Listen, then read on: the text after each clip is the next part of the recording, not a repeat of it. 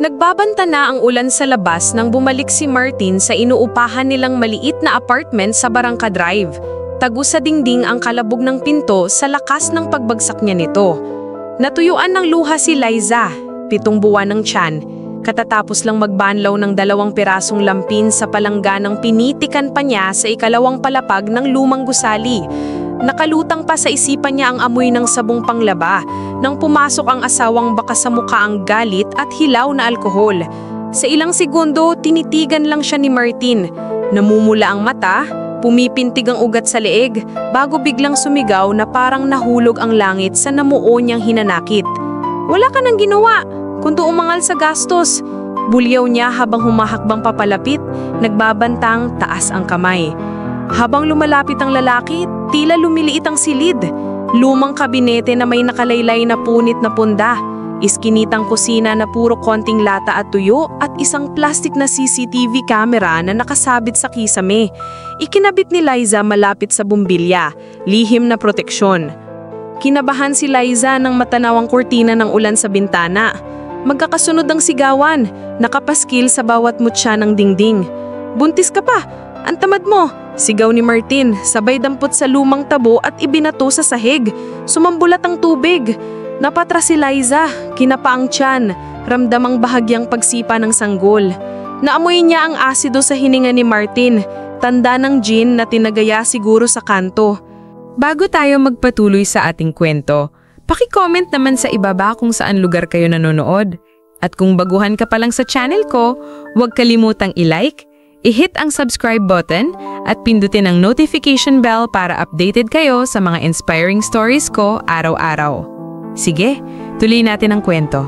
"Martin, mahal, pag-usapan natin pagkakasyahin."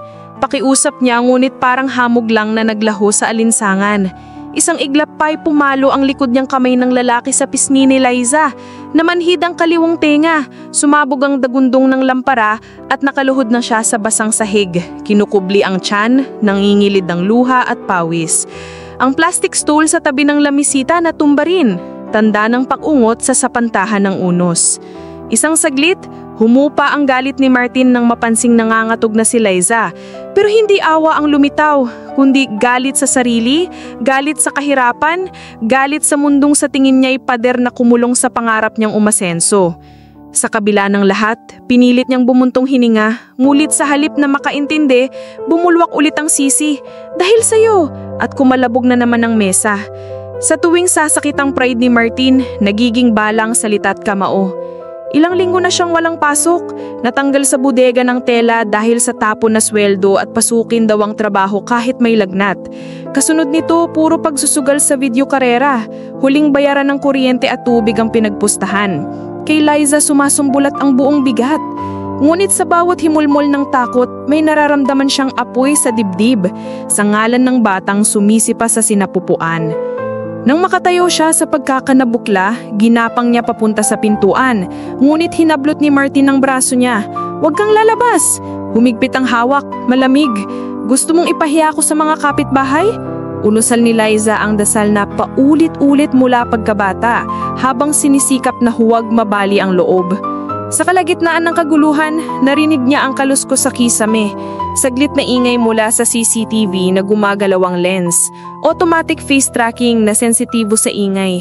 Libreng programa na pinadownload sa kanya ng nakababatang kapatid na IT. Noong 1 buwan, hilihim niyang ipinalit ang lumang dummy camera ng landlord. Inosente si Martin na may nakarecord pala sa micro SD card. Pagkalipas ng 10 minutong puro mura, naglakad si Martin sa labas. Siguro nauubusan na ng laway at sinabing bibili ng sigarilyo. Mabilis ang tibok ng puso ni Liza. Nagsimula ang hikbi pero kinagat niya ang labi. Pinilit tumayo. Hinaplos ang nadangkol na pisngi. Nilingon ng kamera, marahang numiti kahit nanlalabo ang paningin. Sapat na yun, ibulong niya. Alam niyang bukas gigising siyang may pasa. Pero may patunay na sa pang-aabusong itinatanggi ng asawa tuwing kinokonsulta ng barangay. Kumilo siya, maingat na binuksan ang lumang almari at kinuha ang 3 maliliit na damit pambata. Inilagay sa isang eco bag kasama ng lisensya at health card. Hindi pa nakalayo si Martin nang sugurin siya ulit ng di makitang galit. Bumalik para kunin daw ang pera sa pitaka ni Liza. pero wala na siyang inabot. Para bang walang hiya na itong tatanggi sa responsibilidad. Dumagandong ang sigaw ni Martin. Pero sa pihit ng katawan niya, biglang tumunog ang cellphone ni Liza. Microphone sa CCTV na nakalink sa app. Beep na nagsasabing may nag-upload na video sa CLAD. Natigilan si Martin, nataga sa tono. Ano yan? Kumapit ang babae sa tiyan, tumingala. Resibo ng lahat, Martin. Buong tapang niyang sagot. Tapos na. Sa oras na iyon, bumulusok ang kulog at pumalya ang kuryente. Natigil ang bombilya. Nagsindi lang ang abang na emergency light sa kusina. Nagpapadilaw sa silid. Ngunit para kay Liza, parang may sinding ng liwanag sa dibdib. Lumapit si Martin, tila magugunaw ang mundo. Pero may kumalabog sa pinto. 2 tanod. Kasunod si Kapitana Joyce at si Aling Osang na nakarinig ng putok ng sigawan. Sinenyas ni Liza, nanginginig ang kamay. Ibinigay ang telepono. Pinanood nila sandali ang clip. Mukha ni Martin, nakataas ang palad. Dumadagundong ang mura. At si Liza, supil, yakap ang tiyan habang tumutulo ang dugo mula sa labi. Napalunok ang tanod at hinawakan sa siko si Martin. "Sir, sumama ka muna sa amin." Napasigaw si Martin. Nagpalusot ng paninigaw. "Pag-usapan natin to." Ngulit tahimik na nagsara ng bit-bit na bag ang kapitana. Tumayo si Liza, nanginginig pa rin, at inabot ang payong na nakasuksok sa likod ng pinto. "Liza! Wag! Mahal kita!" Paulit-ulit na hiyaw ni Martin habang nilalabas ang posas. Tumutulo na ang luha, halo-halong galit at takot. Ngunit wala nang luhang natira sa mga mata ni Liza ngayon. Ang bawat patak ay natuyo sa gabing pinaghandaan niya ito. Sumandal siya sa dingding, hinimas ang tiyan. "Hindi mo pwedeng mahalin ang taong sinasaktan mo, Martin." Wika niya, mahinang parang takip silim. "Lalong hindi mo pwedeng mahalin ang batang di pa sumisilang kung araw-araw mo siyang tinatakot." Bumuhos ang ulan habang ibinaba ng tanod si Martin sa tricycle. Mula sa pinto, pinagtitingnan ng kapitbahay ang isena. Ilang kapitbahay ang unang beses lang nakaunawa na may kalakip palang kwento ang gabi-gabing sigawan.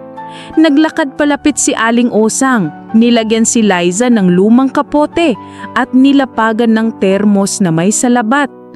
"Anak," sabi niya, "tuloy ka muna sa akin." Tumanggo si Liza, nanginginig pa rin pero may lakas. Habang bumabaybay sa pasilyong amoy guho, hinarap niya ang diling sa labas.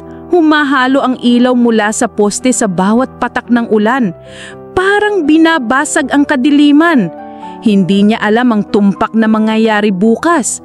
Barangay vow desk, mediko-legal, counseling, mahaba ang proseso. Pero nagsimula na ang kwento.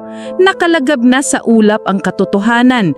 Nakapaskil na sa malinaw na pixel ng CCTV ang mga salitang unang natakot siyang bigkasin. Sa loob ng tuklong na bahay ni Aling Osang, pinaupo siya sa maliit na papag. Tinakpan ng kumot at hinames ang karneng lumamig na bigas para magpakulo. Pumintig ang sanggol, parang tumitibok na puso ng bagong pag-asa. Nilinggo ni Liza ang malamlam na komoda salamin. Kita ang pasa sa pisngi na dahan-dahang namumula. Pero sa kabila nito, nakita niya ang larawang nakapako sa dingding. Paalala ni Osang sa sariling kabataan. May nakasulat na lumang salawikain. Ang liwanag ng katapangan ay hindi nakikita sa araw na payapa, kundi sa bagyong kay dilim. Sa ospital kinabukasan, habang sinusuri siya ni Doktora Rivera, pumasok si Kapitana Joyce dala ang papel na may pirma ng Barangay Protection Order. "Ligtas ka na rito at kaya naming bantayan," bati ng Kapitana. Kinuha ni Liza ang dokumento, binasa, parang unang tangkas sa librong bago. At doon na siya tuluyang humabulhol, hindi na sa takot kundi sa bigat na nabunot. Dumamping ang palad ni Doktora sa balikat niya, tahimik na alok ng aliw. May kaso at proseso pa, pero ngayon ang mahalaga, Sinusukat ng baby mo ang lakas ng tibok mo, sabi ni doktora. Makalipas ang ilang buwan, nanganak si Liza sa healthy baby girl. Pinangalanan niyang Marika, salin ng maliwanag sa lumang salita ng iumahang lola. Present si Kapitana Joyce, si Doktora at maging si Aling Osang, habang si Martin ay dumadaan sa counseling sa preso at humaharap sa kasong anti-vow AC. Sa unang taon ng bata, gumalaw na sa Kongreso ang panukalang batas, Safe Home Bill, suportado ng netizen stories at CCTV clip na unang nag-viral, ang paglasas sa katahimikan ng karahasan. Si Martin sa huli, humingi ng tawad sa publiko at nag-volunteer sa programang anger management. Hindi man nabura sa balat ni Liza ang peklat, natuklasan niyang may ganda pala sa peklat. Paalala ito na nabuhay siya, tumindig at binuksan ang pinto ng pinakatunay na kalayaan. Gabi ng unang kaarawan ni Marika, dumalaw si doktora at ibinigay ang frame ng screenshot mula sa CCTV. Nakapost sa sandaling nakataas ang kamay ni Martin, ngunit nakasentro kay Liza na nakapikit, yakap ang tiyan. May nakaukit sa ilalim. Ang lakas ay nasa tahimik na pagtindig. Tinanggap ni Liza iyon, hinaplos at itinabi sa ulunan ng kama. Samantala sa bintana, kumikilap-kilap ang poste ng ilaw. Hindi na katulad noon na tila sumasabay sa bagyong sapilitang kumakaway, kundi nagbabantay na parang kakampi sa bawat liwanag na ipinanganak ng katapangan. At dito nagtatapos ang ating kwento. Nagustuhan niyo ba ang ating kwento? Anong aral ang inyong napulot? Huwag niyong kalimutang mag-like at mag-subscribe sa channel ko dahil ang suporta niyo ay ang inspirasyon ko. Kita-kits bukas ng umaga para sa bago nating kwento.